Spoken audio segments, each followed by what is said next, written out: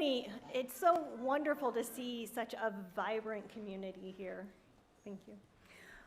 Welcome to Kitsap Unitarian Universalist Fellowship, whoever you are and wherever you come from. For this time here, we are one gathered congregation and all are welcome. Please rise in body or in spirit to join in singing our musical call to worship, Mother Earth, Beloved Garden, hymn number 1067 in our hymnal. The words will appear on the screen.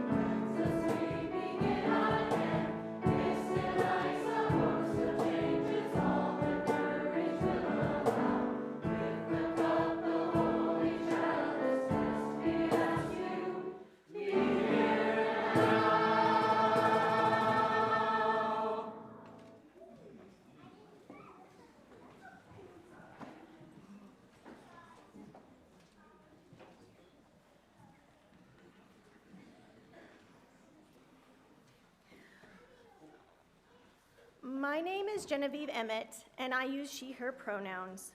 We are asked to do a brief self-description to help people who cannot see well. I am a neurodivergent white woman in my not-so-mid-40s. I have curly brown hair that is pulled back, and I'm wearing a floral dress with a black background and a long beige cardigan. Our service this morning was planned by our choir director, Alina Hemingway, choir member Josh Sellers. It's presented by the KUUF choir, as well as Josh, Alina, and our music director, Brian Kinney. We strive to be an inclusive community. If you are visiting this morning, please participate as you feel comfortable. You are also invited to stay and meet people during, well, it's going to be more than just a coffee hour today. If you are attending online today, you are welcome to introduce yourself in the chat. I'd like to call your attention to the service events listed in our order of service. There's a full insert on Starting Point that's coming up in May. There's a brief mention about Farmers Market, Nancy Joe Garden, World Labyrinth Day. But the big movers and shakers for today is going to be that congregational meeting and finger food potluck after. So, let's see here. I need to find my spot. Let's see. For more announcements about Kitsap UU Fellowship activities, please see our weekly email newsletter, The Candle. Now let's take a moment to silence any electronic devices that you won't be needing to monitor during our time together. Please join me in taking a few centering breaths.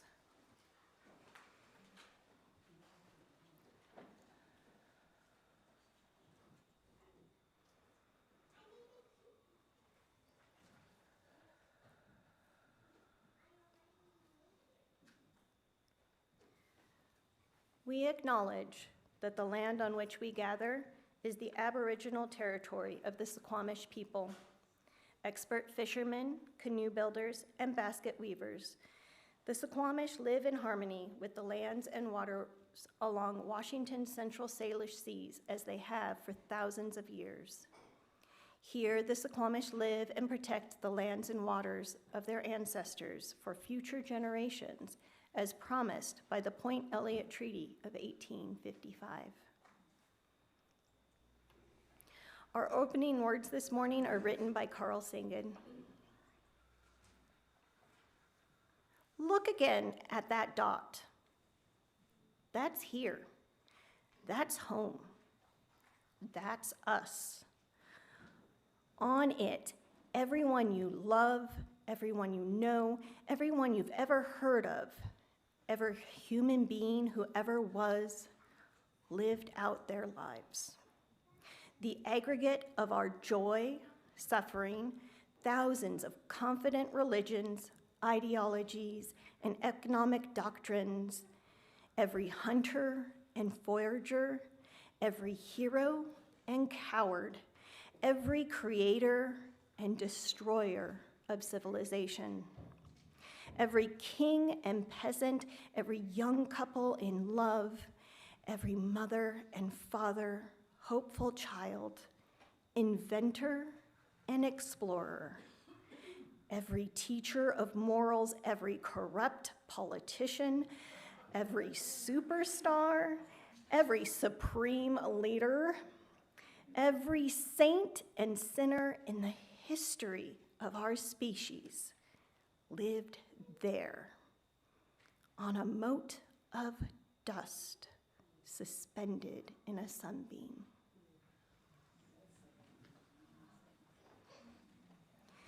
We welcome Chris Ambergy to come up and light our chalice.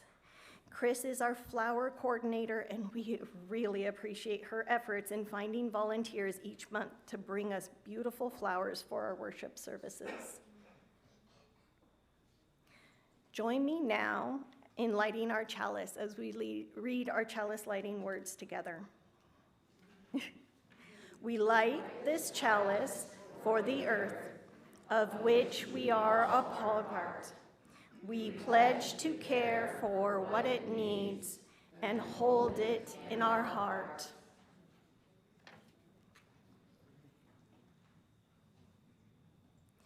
Please join me in the spoken affirmation. We gather as a caring community, seeking life's deeper meanings. We value diversity and affirm the worth of all living things. We strive to speak truth in love, to act for justice, to grow in spirit, and to care for the earth. We celebrate with open hearts and minds the creative power that sustains and transforms us.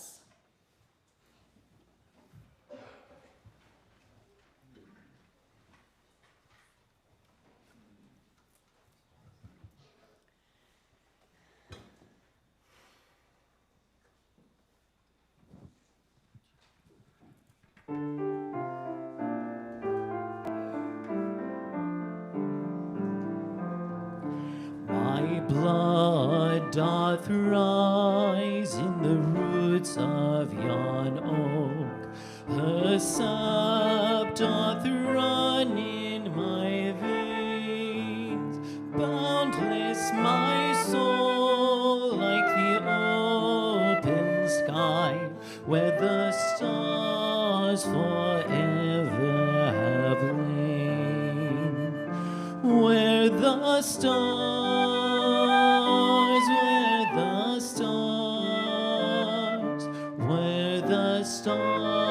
forever have lain. hands hold the weavings of time without end. My side as deep as the sea, beating my heart sounds the measures of old, that of love's eternity. That of love, that of love, that of love's eternity.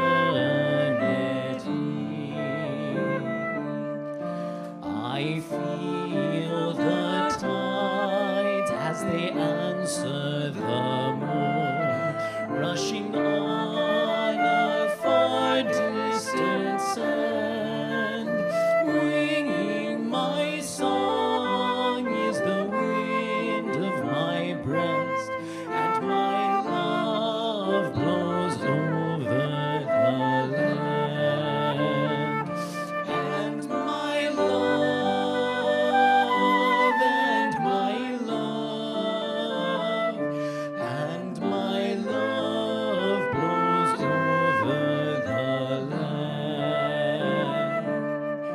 My foot carries days of the old into new. Our dreaming shows us the way. Wondrous our fate settles deep in the earth, rising green to bring a new day. Rising green, rising green, rising green to bring a new day. Rising green, rising green, rising green to bring a new day.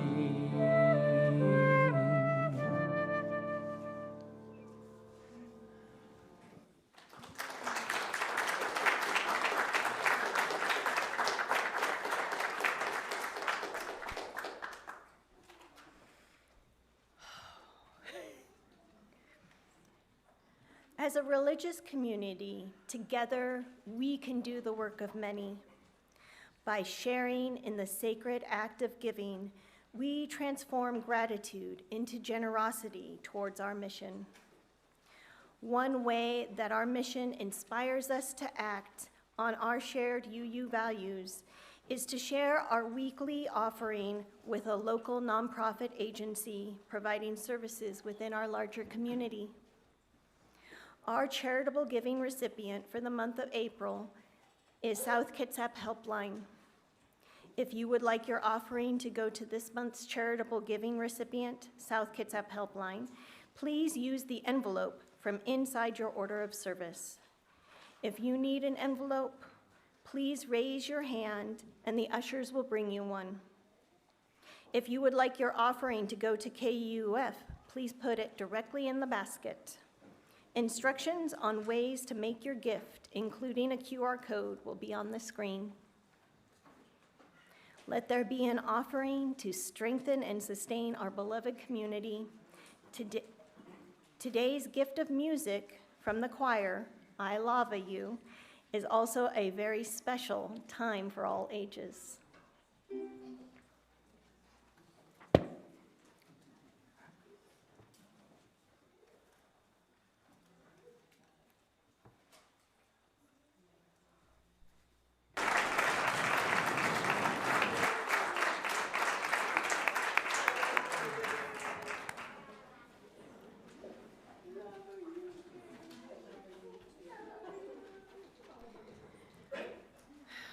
Please rise in body or in spirit and joining in singing our children up to their classes. The words, "May you go with joy," will appear on the screens.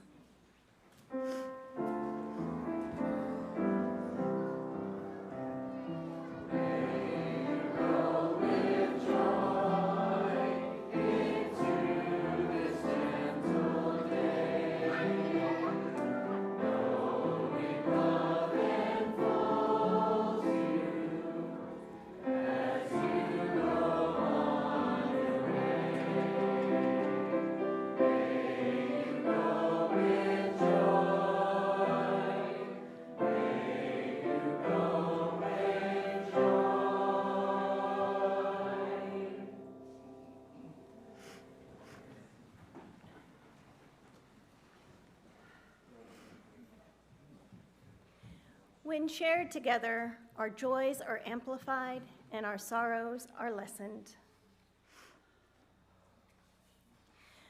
We have a joy from someone who asked that their name not be read. A joy for finding love, a welcoming family, and community. And we have a second joy from Rosemary Dougal, that she has a new granddaughter.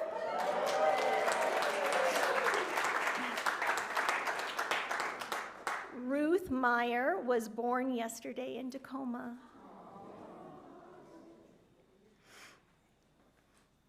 And we light one last candle for those joys and sorrows that are still too tender to share. Please join me in a moment of prayer or intention.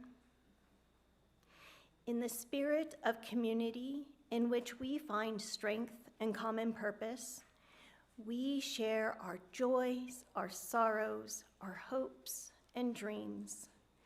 We have turned our minds and hearts towards one another in trust, giving love, seeking comfort, and celebrating together. We are a part of the web of life that makes us one with all humanity, one with all the universe. In all the moments of our lives, for those loved ones and events shared here this morning, and for those we yet hold silent in our hearts, we are truly grateful for the love and support of this beloved community. May the spirit of life and love bring peace to us all. Amen and blessed be. Please remain seated while we sing hymn number 123, Spirit of Life, in our gray hymnal. The words will appear on the screen.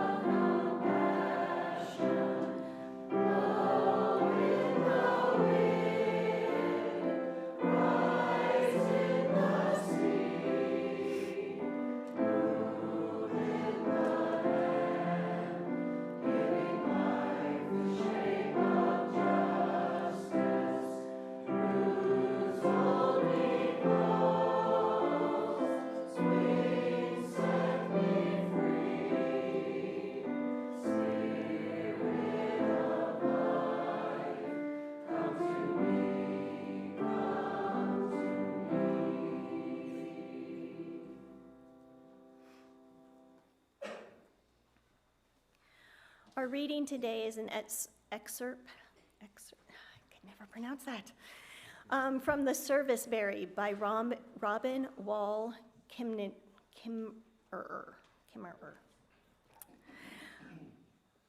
As the berries plunk into my bucket, I think of what I'm going to do with them all. I drop some off for friends and neighbors, and I'll certainly fill the freezer for Juneberry muffins in February. This problem of managing decisions about abundance reminds me of a report that a linguist, Daniel Everett, wrote as he was learning from a hunter-gatherer community in the Brazilian rainforest. A hunter had brought home a sizable kill, far too much to be eaten by his family. The researcher asked how he would store the excess.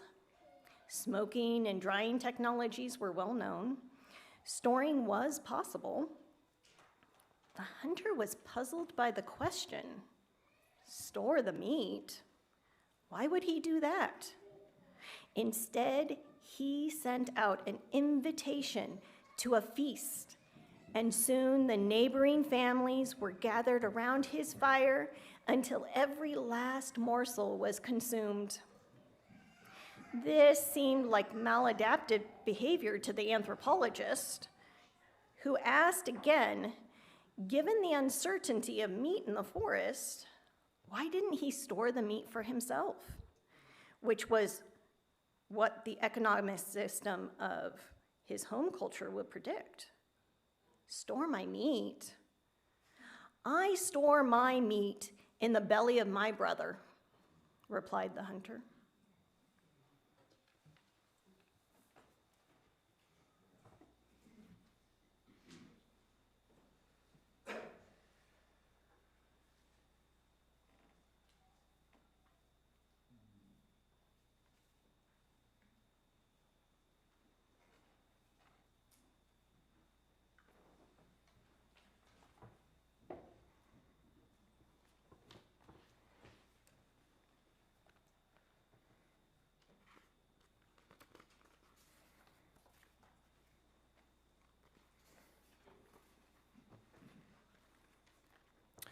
For those of us following along in the printed order of service, the post-reflection music will be baked into the program you're about to receive.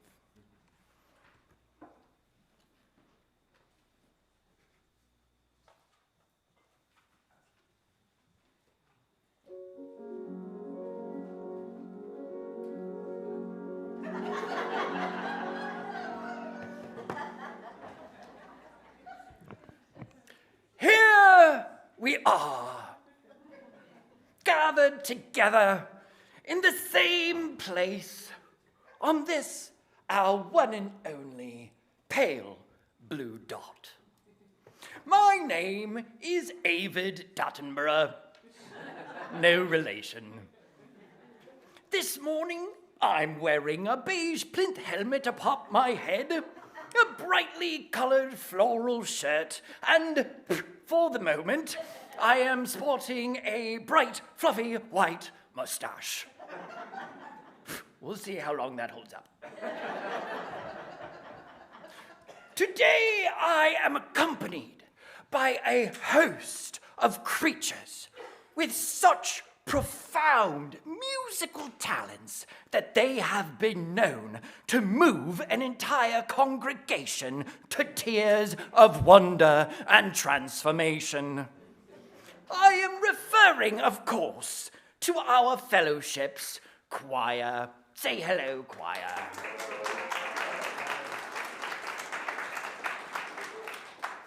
Together, we would like to invite you into an experiment of the imagination. We are about to embark on a journey whose only limit is our ability to conceive them. We may travel to any environment, hot or cold, any time, past, present, or future, and any size, from the atomic to the cosmic. But safely to travel through the cosmos, we must first conjure a vessel powerful enough to bear us on our way. And so, let us take a moment of intentional visualization and create our blue boat of imagination. If you feel comfortable, gently close your eyes. Take a deep breath in and let it fall away. Let your breath rise and fall comfortably, and notice the rhythm of this sacred process. Now, picture a soft blue mote of light at the core of your being. It brightens and dims in time with the ins and outs of your breaths. You discover that as you breathe out, you can imbue this light with your will and intention. As you pour your energy into this pale blue dot, it begins to grow like you're blowing a bubble. In a moment, your blue light expands to enclose you entirely and you feel safe within its protective barrier. As we expand our loving awareness to those seated next to us, our blue lights expand to overlap and take each other in. Finally, we can open our eyes and imagine a luminous blue globe enclosing our entire sanctuary in its embrace. And within it, we are safe. Safe to travel vast distances in an instant. Safe to shrink to the size of a single grain of sand. Or expand until we feel as wide as the horizon. So, let us go together. Come, travel with me aboard our magical blue vessel of imagination. Let's go.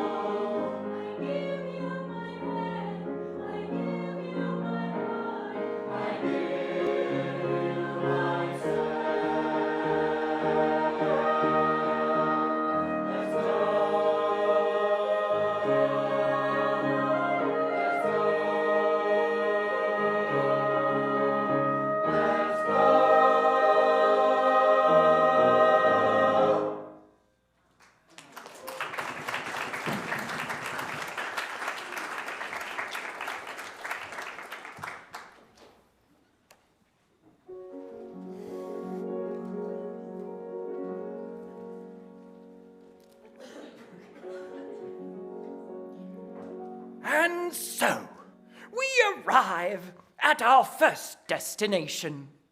Peering through our blue energy field, we see we have not traveled far. We've come to a forest river, tucked within the trees of our beloved Pacific Northwest. Let us conjure this environment by imagining the smell of pine and dark soil. Let us hear the chirping of frogs, the babble of water, and the sound of critters frolicking to and fro. Fabulous. A playful trio of otters bound along the banks of the river, sliding their bellies across the mud and floating in the currents while holding hands. Though the water is bitterly cold, their fur is the densest of any mammal on Earth, with over 1 million strands of hair per square inch. They swim past a trunk where a banana slug slinks unhurriedly on its way. Their slime contains a mild anesthetic that numbs the mouth of any otter that might try to give it a chomp. Swimming up the river stream, a multitude of brightly colored salmon make their way back to the place of their birth. This keystone species supports thousands of other creatures in the biosphere, including a majestic, bold eagle that plucks on one unlucky kite in its talons for dinner. We follow that bold eagle to our next destination, atop a mountain.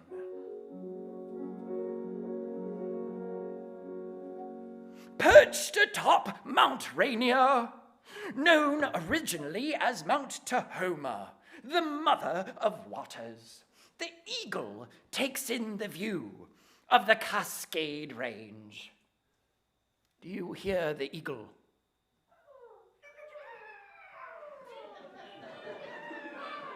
I hear something. Wildflowers explode in color, and a family of mountain goats jump with daring nimbleness from one rock to another. From over a mile away, we hear the piercing call of a marmot. Close enough. This might alert the birds of danger. One of these birds, a ptarmigan, is a creature of master adaptation. It changes its colors from brown in the summer to white in the winter.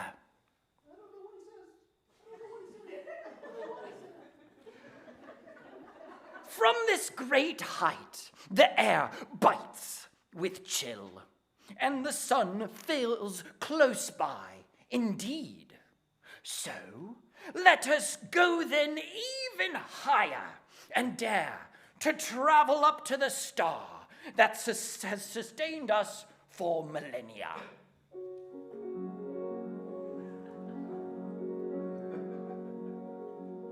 In a binding flash, hata, we have zipped 93 million miles, or 1 astronomical unit. We are now on the surface of the sun.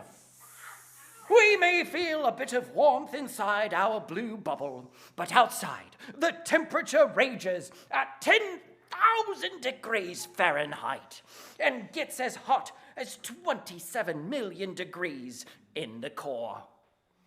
Deep in that core, through a process called nuclear fusion, light photons are created. Trapped under immense pressure, those photons can take over 100,000 years to escape the sun's surface before traveling to Earth in just 8 minutes. And so, when we look up at the bright light in the sky, our faces are warmed by sunlight that began its destination before human civilization even existed, and just so happened to land upon your face. Every second, this solar engine converts 4 million tons of mass into energy that keeps our precious planet alive.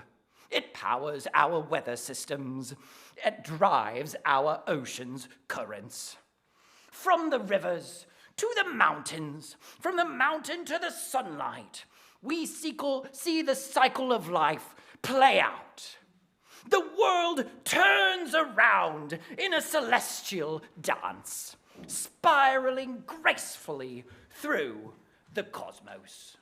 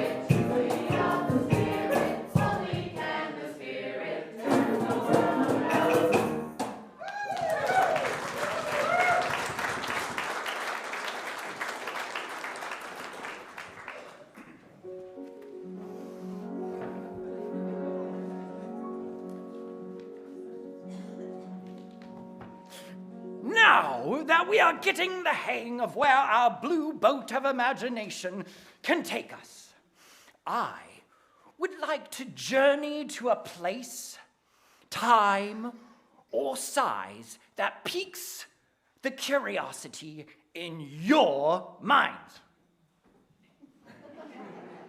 Consider where you would like to travel, and when you feel inspired, shout it out, and we'll see what course emerges. Mountaintop. We've been to a mountaintop. Oh, a rainforest. I hear a rainforest. Okay, let's go to the rainforest. Ah, here we are, in a dense layer of life. One of the world's most complex biospheres. What do we hear? We hear frog. Why, I hear a monkey. The air is hot and humid. Competition is fierce. And lo, I think I see a jaguar in one of the trees. We'd better go. Oh no! Where shall we go to next? Spain. To Spain! Let us travel to Spain then. Yes, I smell saffron cooking in a paella. I hear the sound of balaclavas. What else do we see? Castanets, that's the one.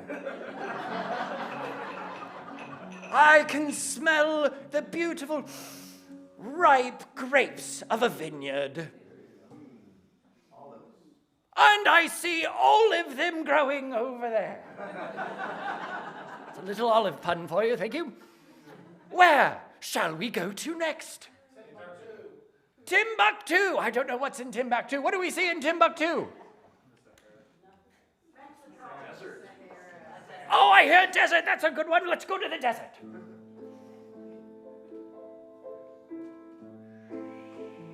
I hear a wind whipping by. The sand is hot and oppressive. And yet, somehow, life finds a way to take root in this harsh environment. One more place. Where shall we go? Oh, let's go to Alaska. Let's go to the north and see a land of great vistas, beautiful mountaintops, and very, very large mosquitoes.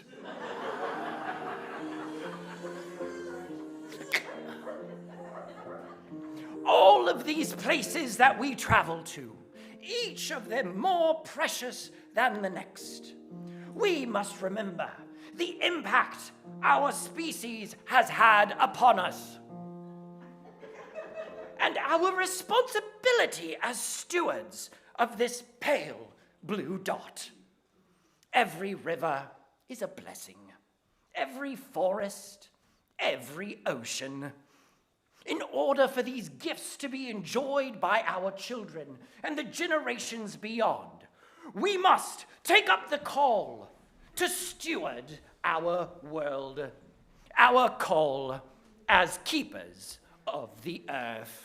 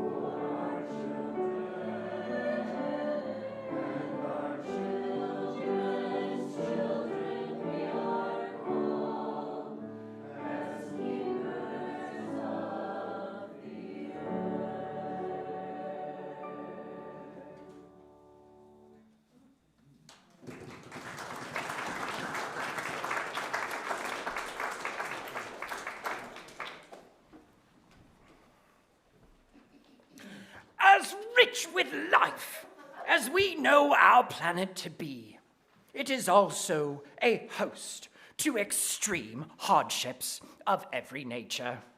From the bitter cold of the Arctic tundra, to the crushing darkness of the ocean's bottom, to the punishing heat of the Sahara. I think it's time to give this up here. Great for heat regulation. And yet, in each of these environments, life has found a way to hold on, to endure.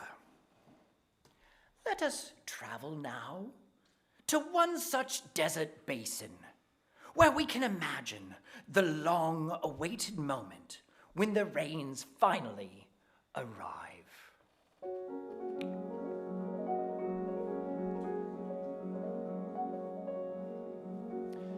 In this moment of reflection, my assistant, an expert rainmaker, will guide us into channeling the rainstorm as he moves across the sanctuary and crosses where you are seating. Follow his signals. But first, let us begin by settling into silence.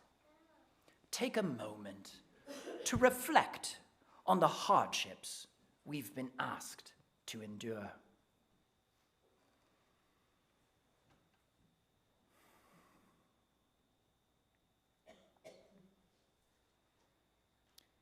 In silence and darkness, the bulb of a desert lily, Hesperocallis undulata, can lie patiently dormant for years.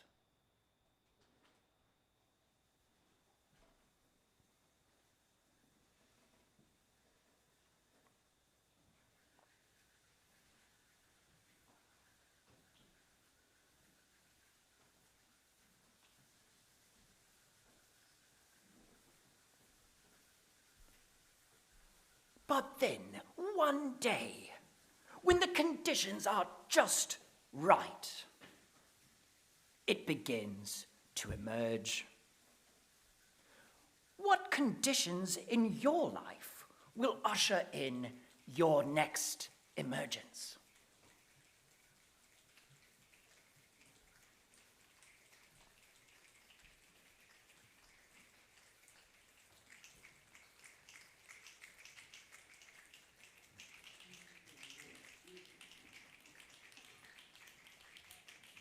And before you know it, the rains have arrived.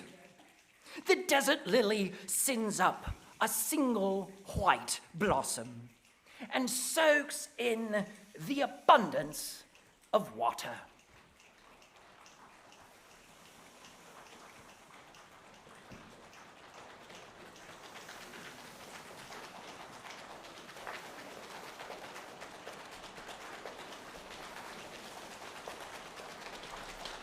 Where in our life can we send a white blossom to bask in abundance?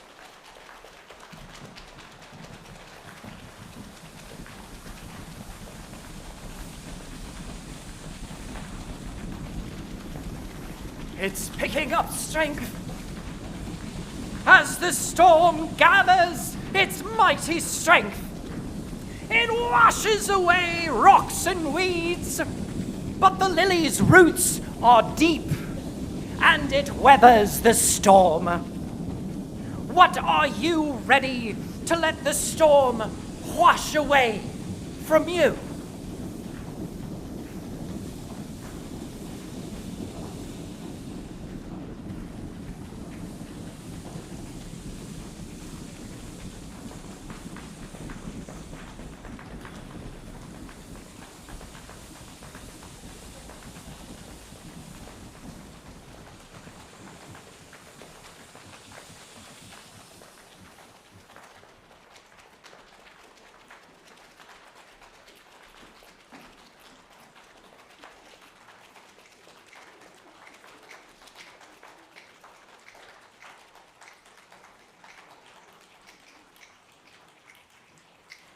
the storm finally begins to abate, the lily sits amongst a field of fellow flowers that have bloomed alongside. Hold all of the people in your heart who are around you on their own journey of blossoming.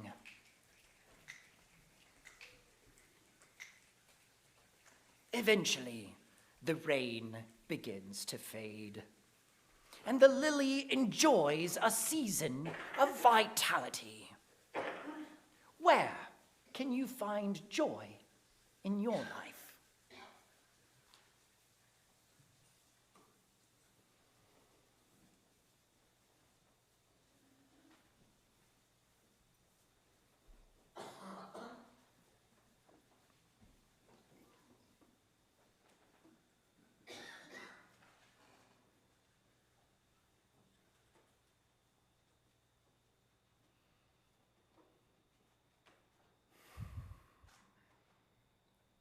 And so, the cycle is complete, and the calm air is fragrant with flowers in full bloom. At a time when our human story feels harsh and cruel, when the world only seems to be getting hotter, may we find in ourselves the patient optimism of a desert lily who dares to dream of rain.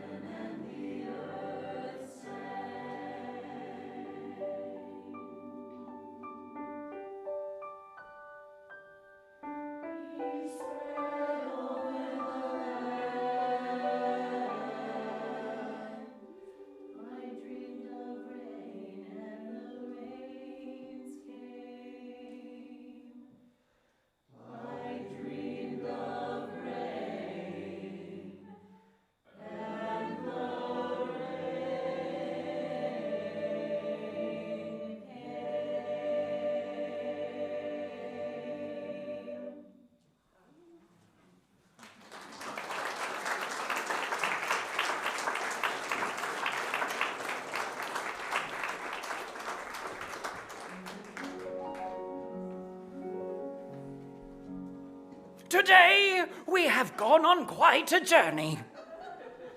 We've traveled from riverbeds to mountain tops, from the scorching surface of the sun to Spain and the desert. We embraced the harshest environments and saw the transformative power of rainwater. Now, let us venture back to where we began.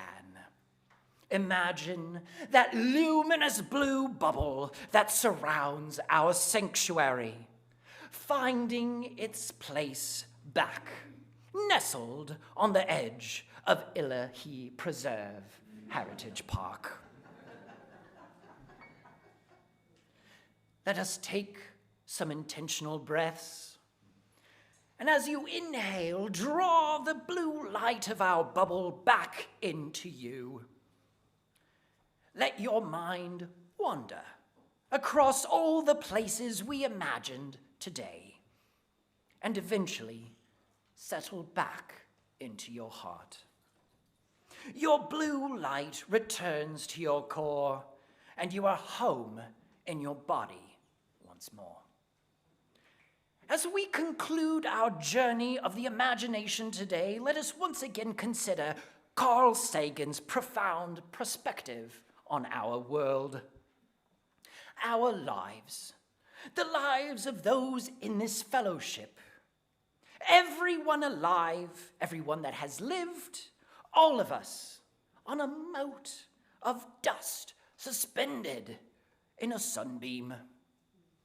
To me, he said, it underscores our responsibility to deal more kindly with one another and to preserve and cherish the pale blue dot, the only home we have ever known. Thank you for going on this journey with me today.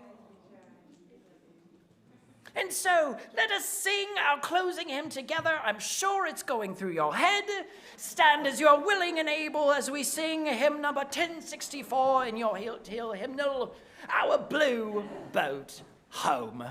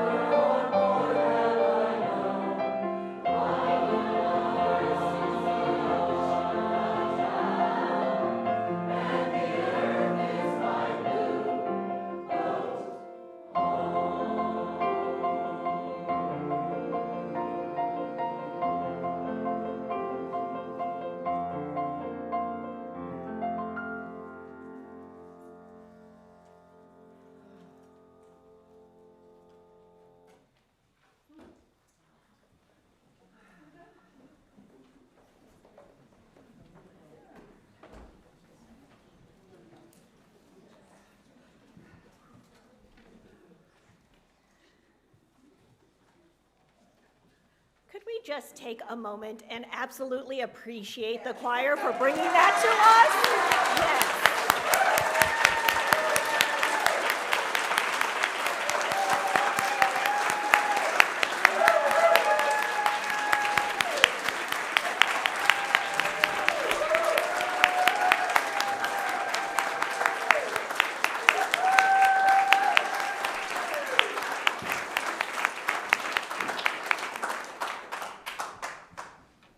I'm sorry, I just could not come back to this script without doing that. So, after the service, please enjoy us for a finger food potluck in our annual meeting. Okay, figure that out amongst yourselves, because I don't have that in me. Please note that for our congregational meeting, we need at least 32 people to vote in order to approve our vision statement, budget, and new board members. So please come and participate. Thanks. Our closing words are by French theologian Hyacinth. I almost had it. Hyacinth Loyson. These trees, which are the farmer's plants, and under whose shade he shall never sit, he loves them for themselves and for the sake of his children and his children's children, who are to sit beneath the shadow of their spreading boughs.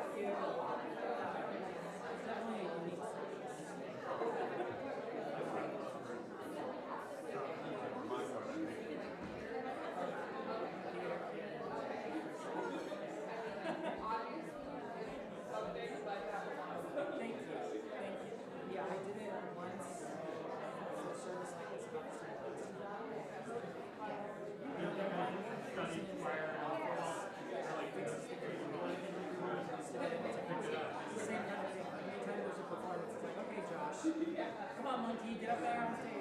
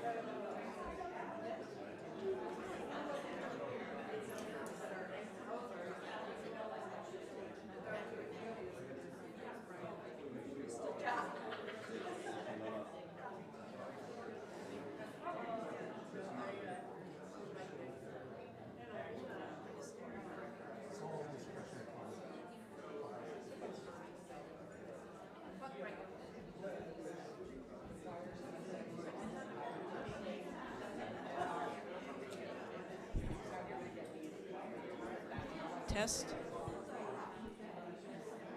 Test. Is this on?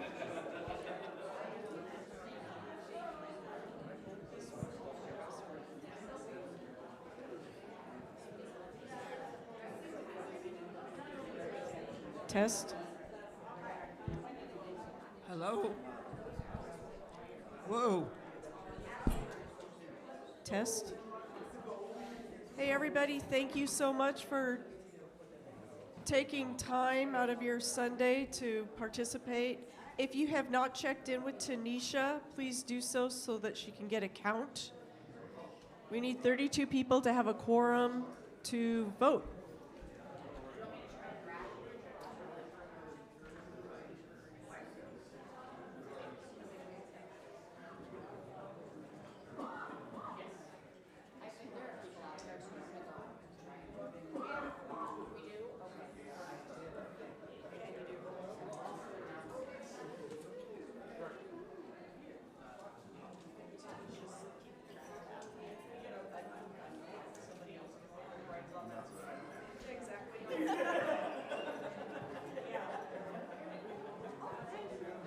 That's been my thought this whole past year.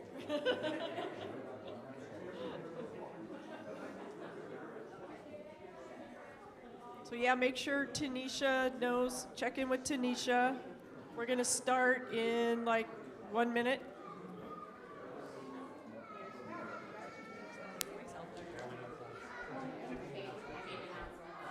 Thank you. Yeah, can you hear me? No. Okay, we need more volume. We need more volume. Okay. I can also talk louder. Yep. Okay. Yeah. Okay. So we have a mic for me and we have a mic for other test. So number 3 is real quiet.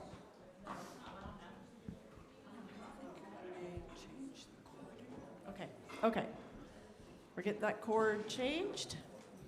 All right, so there are packets available if you'd like that in front of you. Today we are going to approve the September 28th, 2025 Congregational Meeting minutes. We're going to vote for 2 new board members, vote for 2 new nominating members, approve the 25-26 budget, and announce the 12 monthly charitable giving recipients, and approve the visioning statement.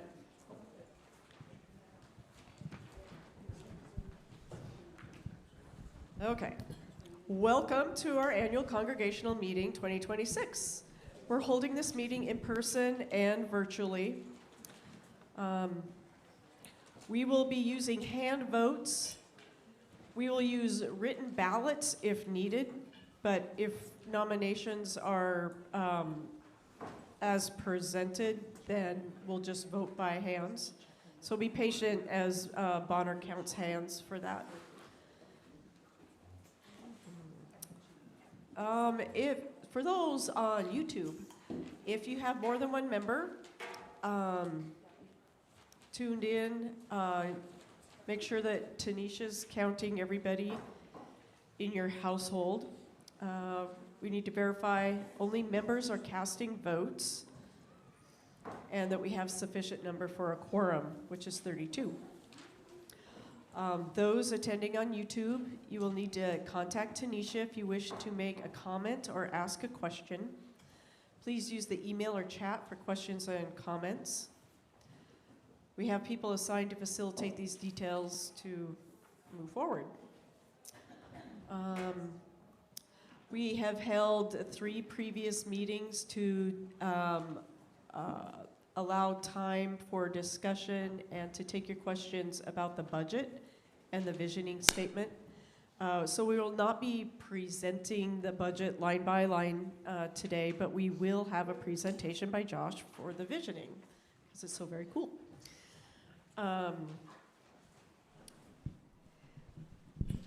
It is important that we remember that we are Kitsap Unitarian Universalist Fellowship, a beloved community. We covenant together in love, inclusion, and acceptance of our differences and our agreements. That leads me to the covenant of right relations. So keep all of this in mind as we have discussions. As a diverse faith community, we recognize both the importance and challenges of staying in right relation with one another, believing that we need not think alike to love alike. We strive to speak with honesty, care, and respect, listen with open minds and hearts, share our concerns, and express our feelings in a kind manner directly to the person involved, focus on issues and behaviors rather than people or personalities, practice forgiveness of ourselves and one another.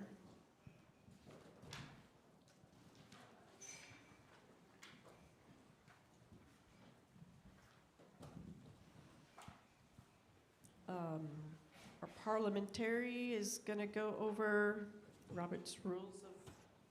Sure. Well,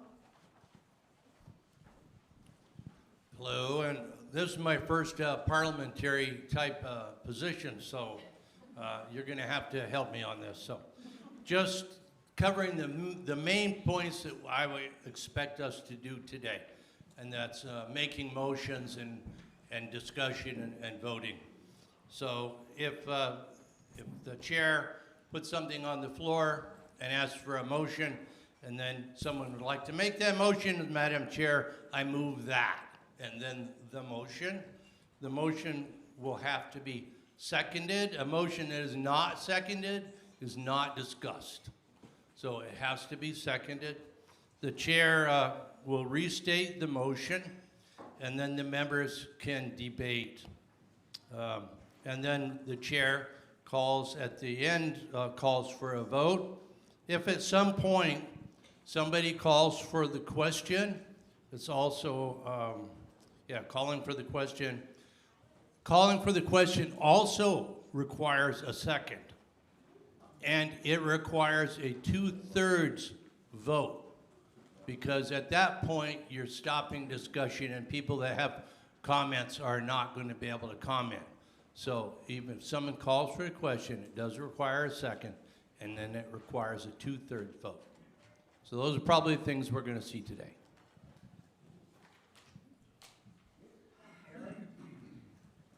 So what carries the vote? Is it majority? Majority. Yes, majority carries it. all right. The first thing we need to do is verify a quorum for both in-person and YouTube attendance. Tanisha? We have a quorum of 71. Quorum of 71. Yay, that's great. Okay, chalice lighting. Eric will light, and I will read words by Reverend Jesse Jackson. Keep in mind that everybody in here is a leader.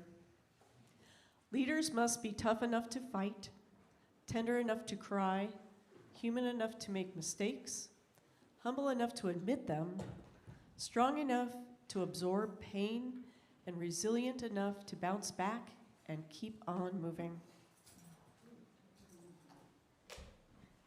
I call this meeting to order.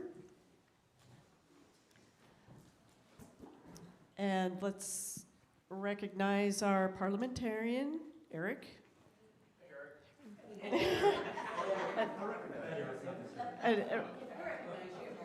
And I want to recognize our recording secretary, Bonner Sams. Thank you.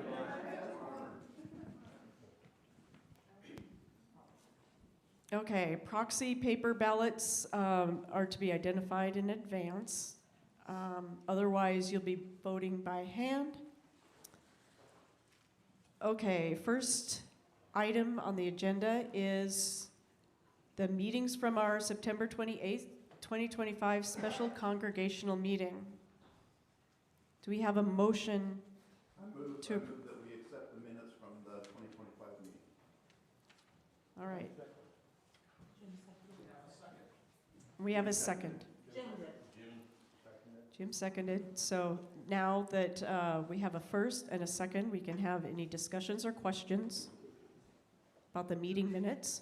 Who made the, who Ed Luby made the motion. Jim Franklin. Jim. Seconded. Jim Franklin. Jim Franklin.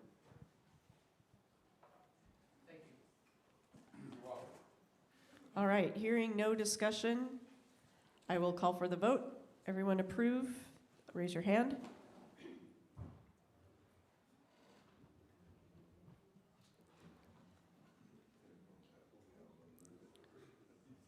The ayes have it. Definitely a majority. Ruth, Yes. it might go quicker if you could, if you could start by asking if anyone was opposed. And then we could just subtract that from the 71 total. Okay. Well, yeah, you're right, that's proper protocol. So now that I've asked for approve, does anybody oppose? Does anybody abstain? Okay, I see none. Well, you can't abstain unless you do an advance notice of conflict of interest. That's part of Robert's rules, sorry. Oh, okay, I did not know that, thank you. Deeper than I go. Okay, we have no old business. New business is the election of our 26-27 Board of Trustees committee members. First, we recognize that outgoing, myself, Ruth Powers Bacone, and Beth Wilson.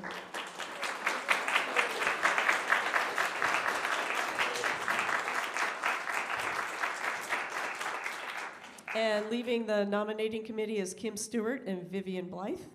Thank you for your service. And there's no vacancies on the endowment committee. Okay, so nominations for the Board of Trustees are Larissa Harris and Pam Raptis. Would you like to stand up? Wave to everybody.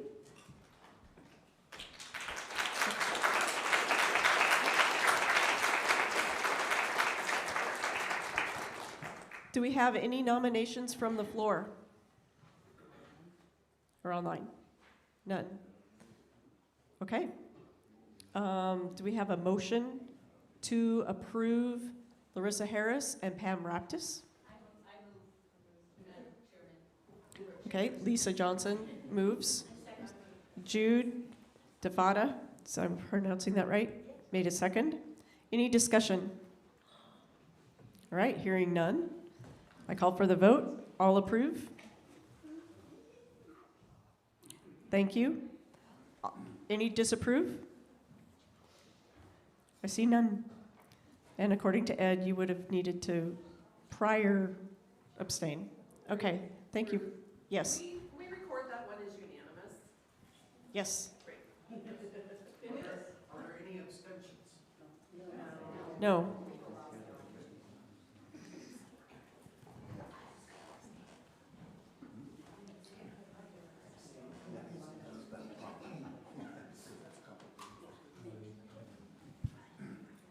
Okay, for the nominating committee, we have Ed Luby and Mark Stroh volunteering.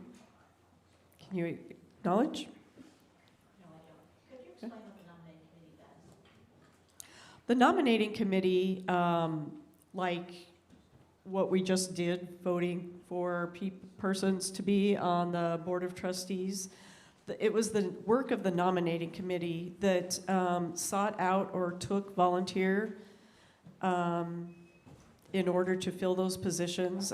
They vet the person, make sure that they understand the responsibilities of the position that they're filling. Yeah. Well, it's for the board, it's for the nominating and for the endowment committee. Thank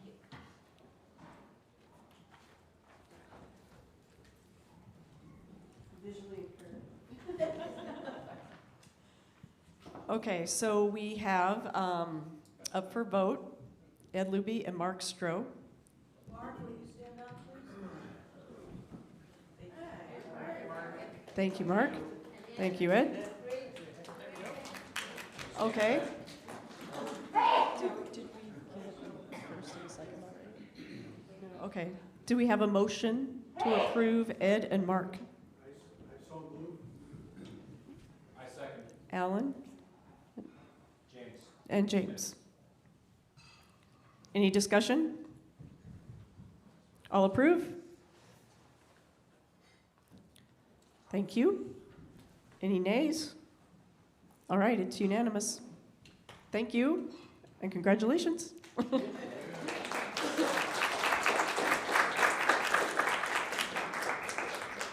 Okay, for the nominating committee, we have, Pardon me. Who are Mark and Ed replacing on the nominating committee? Oh. it's Tim Stewart and Vivian Black. Thank you. I guess I could. It's in the packet. All right. Okay, for the nominating committee, we have members Karen Leader Scott and Larry Took serving until 2027. Oh, thank you. I'm so glad I read that thing about forgiving. All right, the budget, 2026-2027 budget. Yes, Chris. I have a question about why you said the endowment committee, you vote for them too at this time? No, those positions are filled until 2027. Could you tell me who is on the committee, please? Karen Leader Scott and Larry Took. And there's a liaison from the board. Was me, but not anymore. Yeah, Chris, there's 2 elected members, and then there's a liaison from the board and liaison from the finance committee. And this past year was Beth Wilson and Jill Claridge, in addition to Larry and myself. Thank you. Did everybody hear that?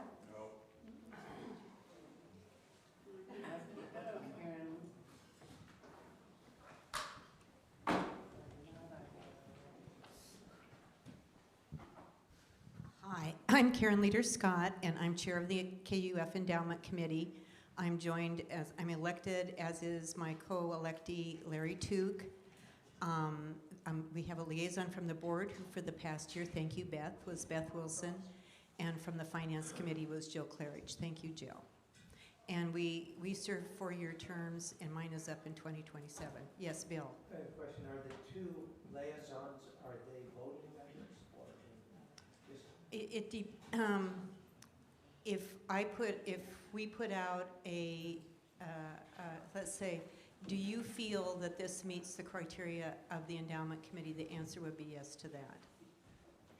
Okay, does that answer your question? I think so. Okay. Thank you, Karen. Okay, next is the budget. Do we have a motion to approve the 26-27 budget as presented by the Finance Committee and approved by the Board of Trustees? I so move. If Okay. I can, because I am on the finance. Yes, you can, Guy. The only person who can't motion is me. Do we have a second? I second. Karina? I'm saying that right? All right, thank you. Karina? Any discussion on the budget? All right, hearing none. All in favor, raise your hand. Thank you. All not in favor, raise your hand. Okay, it was unanimous. Thank you very much. And Josh now will present the vision statement.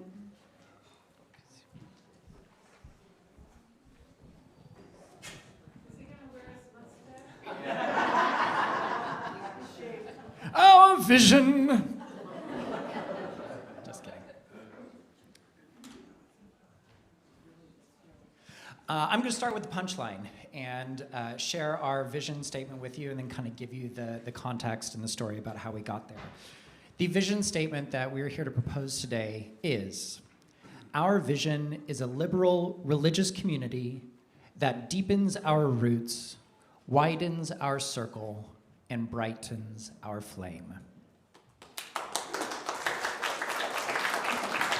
Thank you. Thank you. I want to express gratitude for the rest of the Vision Writing Committee, Eric Howlett, Liz Roberts, Catherine Woods, Rowan Braybook, and myself, and for the nominating committee and the the strategic planning committee who brought us together to spearhead this project of coming up with a vision statement that would help us visualize a shared future that we're building together. A North Star that can help guide strategic planning decisions, help us stay anchored in our intentional identity, and help us stay oriented in the same direction when life becomes complex. The process began about midway through February when we held a visioning retreat here in the sanctuary. And over the course of that retreat, as well as the survey that we followed up with afterwards, we were able to compile over 682 individual notes, both on sticky notes and as survey answers, to come to gather a list of data of desires and convictions that the congregation presented during that time. And the first task of our group was to divide all of those notes amongst ourselves and go to town with data entry and some coffee and put it all into one central spreadsheet. Once we had all of this information in one place, we agreed to, without the help of AI or any other generating tools, take a very human approach to looking for the patterns and the themes that emerged from all of this data. And as we were going through that, we very quickly began to discuss the power of symbols to give us an image that can represent the wide variety of information that we were working with. So together we came up with 3 symbols: the roots of a tree, an expanding circle, and the element of fire to represent the desires and convictions that would eventually become our vision statement. And then the real work, what felt like the real work, began of the granular wordsmithing of articulating these symbols into a vision statement that was simple enough to be memorable and flexible in multiple uses, but also could represent almost 700 thoughts and ideas from the congregation. We came across the less is more mentality very quickly, and I actually pulled a quote that has been on my mind from Albert Einstein that says, "Everything should be made as simple as possible, but not simpler." And judging the scope of this statement and figuring out how much it would include, we realized that the more words that we tried to fit in there, the more narrow the scope of our statement became. We also went back and forth on all different types of prose decisions. We made sure that the way that these symbols were presented was poetic in their meter, that there was parallelism, so it wouldn't be deepening our roots and an expansive circle. We wanted them to sit nicely next to each other. And we were even intentional about the order in which those symbols were presented. The roots starting from the bottom, a circle expanding outward, and then the flame on top getting brighter.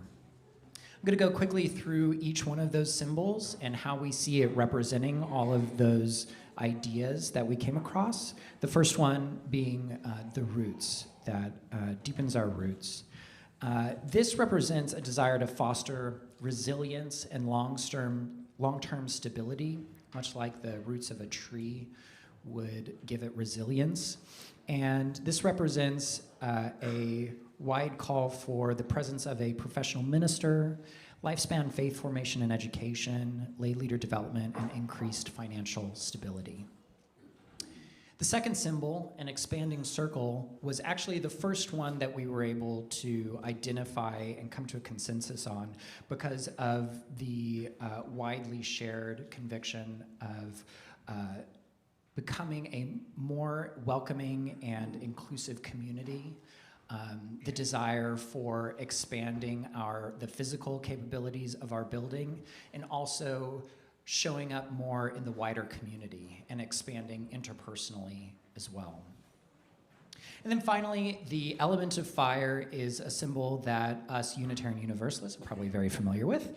And this came from a recognition that many of the ideas presented in the retreat were a desire to further embody the spirituality and shared values that we all hold as Unitarians.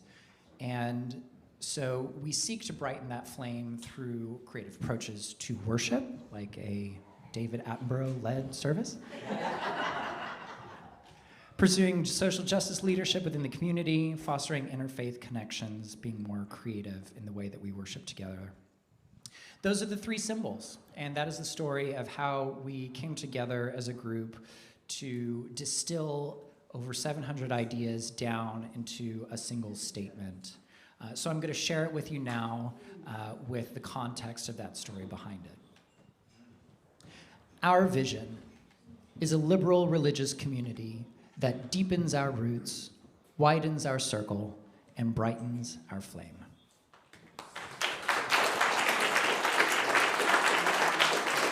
Thank you.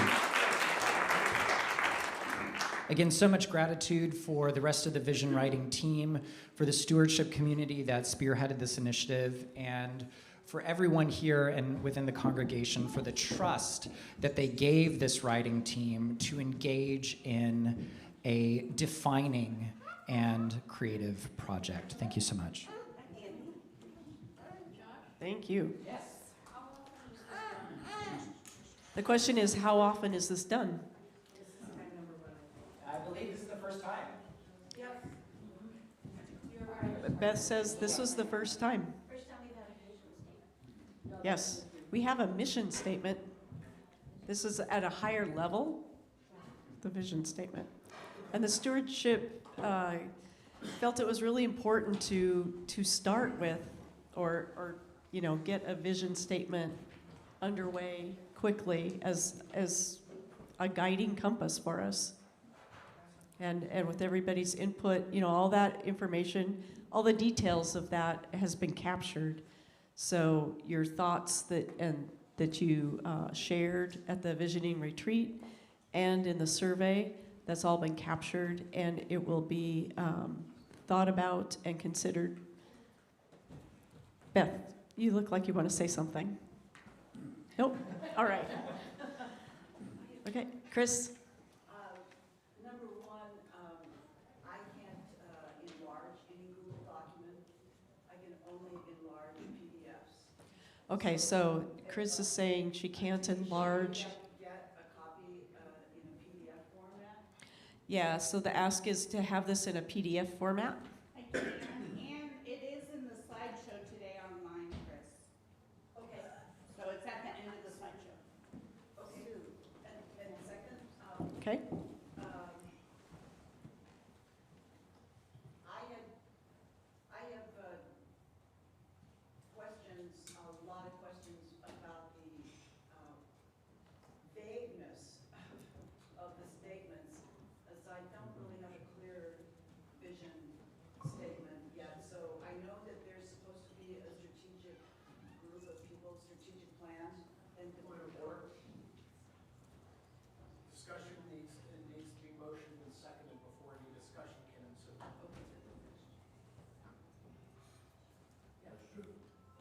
So are you asking for a point of clarification?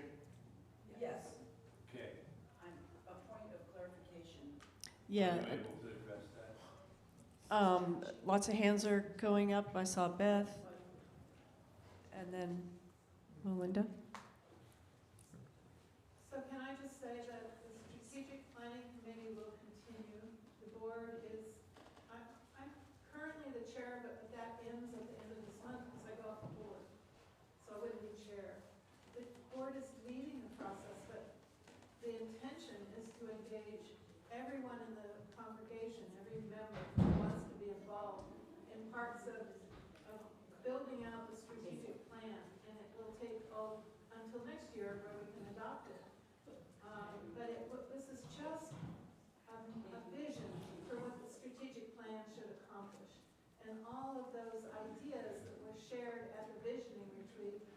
shared with all the subcommittees of the strategic plan, and there'll be lots of subcommittees that people can volunteer to work on. Does that answer your question, Chris? That's very helpful. Yes, thank you. For the purpose of procedure, can I go ahead and make a motion to accept this logo? Okay, we have a motion to accept the vision statement. By Ed Luby. I second. Chris seconds. The motion to accept. And now we can continue with discussion. Meredith. I only want to say one thing. So I usher and I play flute, but I'm board adjacent. And I'm building and grounds adjacent. And I'm visioning adjacent. I think deepens our roots, widens our circle, and brightens our flame is brilliant. I think it's absolutely brilliant. And I think it starts something, and we're going to continue. And it's a place that we can wrap our brains around it. And I, being adjacent in the next room, commend the distillation of so much information down to something that we can grasp and that's going to be in a beautiful format. It's not finished yet, but it's amazing. And for, as board adjacent Meredith Howlett, I would just like to say thank you to all the people who actually did the work, because I didn't.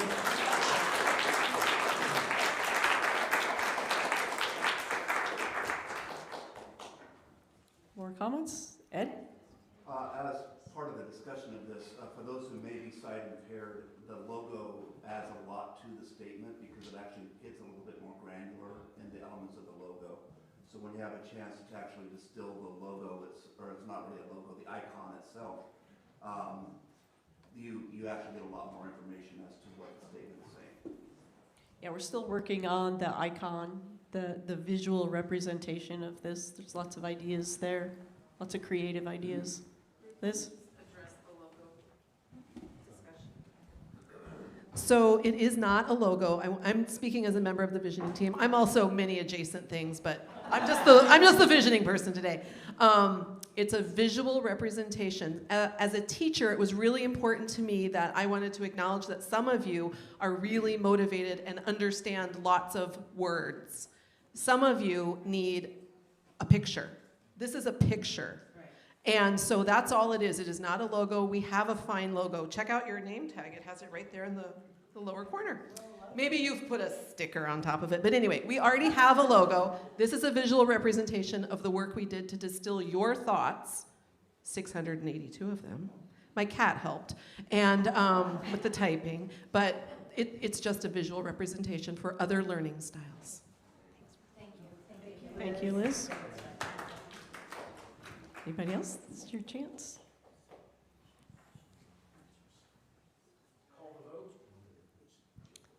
All right, I don't see any more comments or discussion or questions, so all in favor of accepting the visioning statement?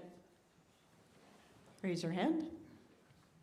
Very good, thank you. Any opposed? It's unanimous. Thank you. That's fantastic.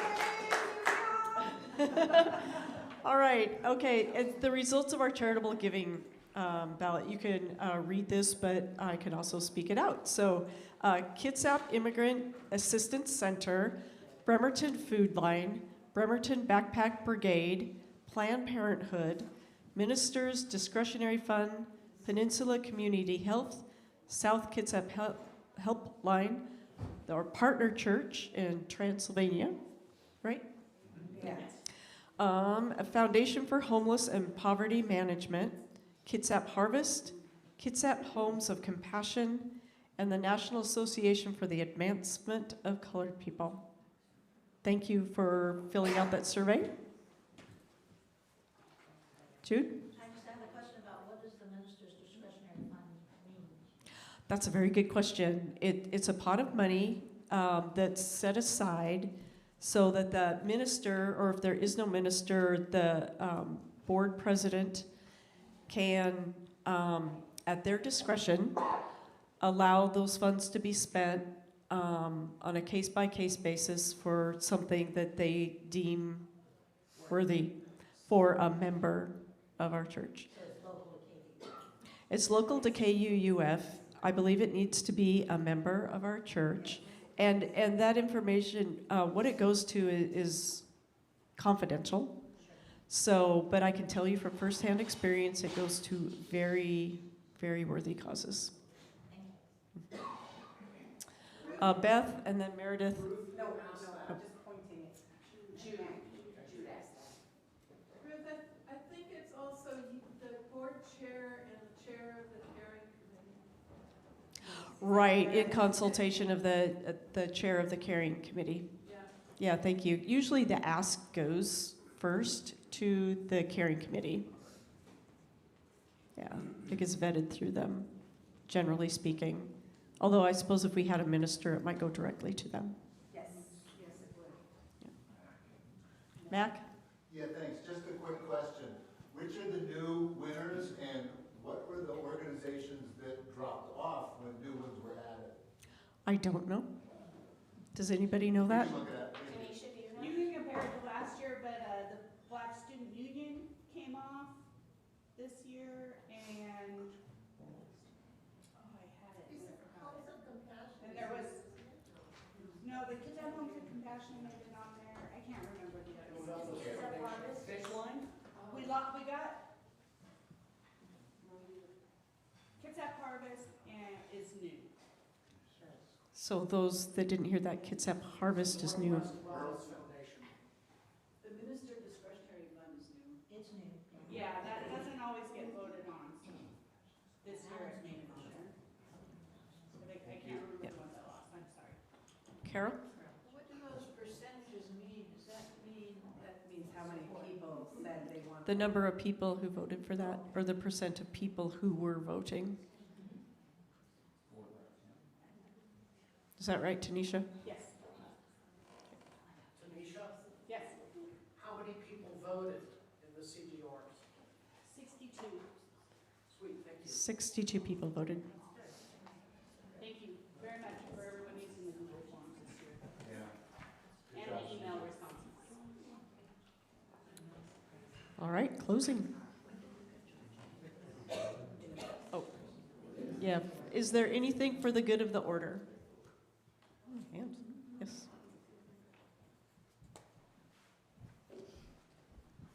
So in the budget, you'll notice that the farmer's market is slated to, or expected to raise $2,000 this year.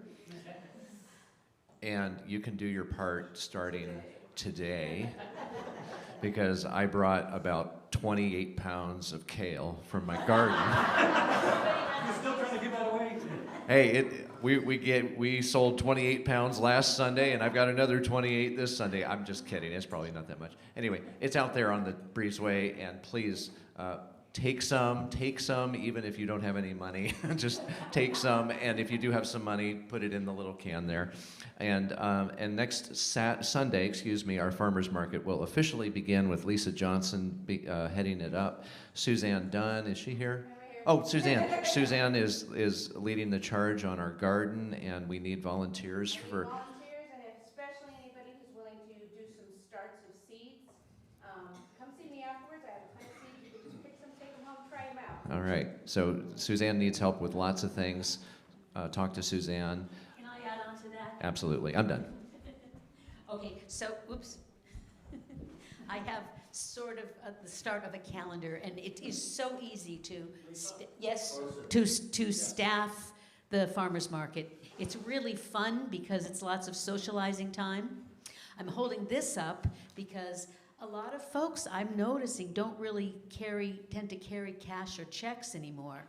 So you may pay using that QR code from your order of service. It's just very important that you note for the farmer's market so that that money gets tracked to us, and Tanisha will keep track of that to move us toward that, hopefully $2,000. Last. In the drop-down menu on the PayPal link? I think so. Yeah, no, it is. I checked. Okay, Fabulous, great. And like, it's early, and they're lucky that they have this wonderful kale, and you can't go home without kale, because there's still a whole bunch, and There will be more next week. I forgot but flowers, fresh flowers. I don't have any lilacs at my home. I would love to bring some in next Sunday. We'll sell it. Same thing we've done in the spring before. People's gardens start really producing, although there's going to be some stuff from Nancy Jo's garden next week, a little bit. But anything you like, and some wonderful people make jams or nuts, mixed nuts, etc. You can bring those in, and everything is always pay what you can. And we find that that works out really well, because a lot of folks pay much more than they would pay at the store, and other people don't have that, so they can pay what they can. Backyard eggs? Holy cow, would you guys buy eggs at our farmer's market? Absolutely, yes. Do you wash them first? No. Okay. Oh, okay. So unwashed eggs, and it's okay, just if you buy them, take them home and wash them first. Oh, you don't, really? Before you use them. Okay, really? Really? Well, see, you learn so many things here. Yes, sorry, I know, we're almost done. But anyway, I would love to have more volunteers. All you have to do then after 12:15 is count the money. We have it's nice to have 2 volunteers, because we get 2 people to sign the money when you put it in, and then you're all done. So, please. Thank you.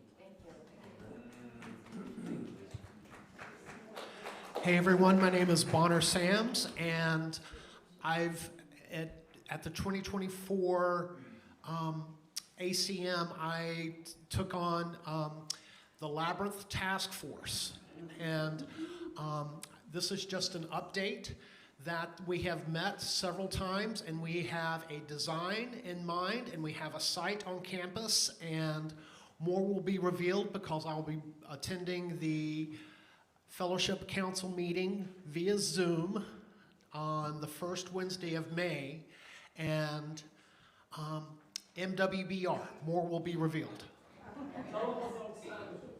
I'm sorry? Oh, World Labyrinth Day. The first Saturday of May is designated as World Labyrinth Day, and people around the world are encouraged to walk a local labyrinth at 1 o'clock their local time. And this creates a global wave of love, serenity, peace, and good juju. And some people will be, some KUUF members will be at the Silverdale Lutheran Church in Silverdale at 1 o'clock to walk that labyrinth. And it says it's from 1 to 1:30, but you know, you can be in and out of there in 10 to 15 minutes. And and you're just encouraged to walk a labyrinth, or if you have a finger labyrinth, you can you can manipulate that also. So thank you. Thank you. Any other items for the good of the order? All right, seeing no hands. Now we can do the chalice extinguishing and closing words by Eric. So number one, I wanted to thank everybody for attending. Great attendance for this all congregation meeting. And again, back from what Josh said, thanks to all the people that participated in the survey, the visioning retreat. There was a total of over 86 people that were involved with that, so more than 50% of the members did. So it was truly all fellowship-wide. So again, thank you very much for that. A little bit on what Bonner said. So I want to make sure people understand a labyrinth is not a 5-foot tall hedge with a minotaur at the end of it. Okay, so it's a stone thing that you walk through. If you've never been, there's a great one on Bainbridge Island, Halls Hill, Lookout, and Labyrinth. Free to go, no cost, just drive up and you'll see what they're talking about. So just for some closing words from a UU minister, Reverend Victoria Stoddard. It's an excerpt from a sermon that she did back in 2000 that was called, "This is What I Know." Our mission is not to fix the world, but to make it more possible. not to answer all the questions, but to live inside them and keep asking, so that we might be more human, more whole, more just, more compassionate, and so that we might live more fully awake. Thank you.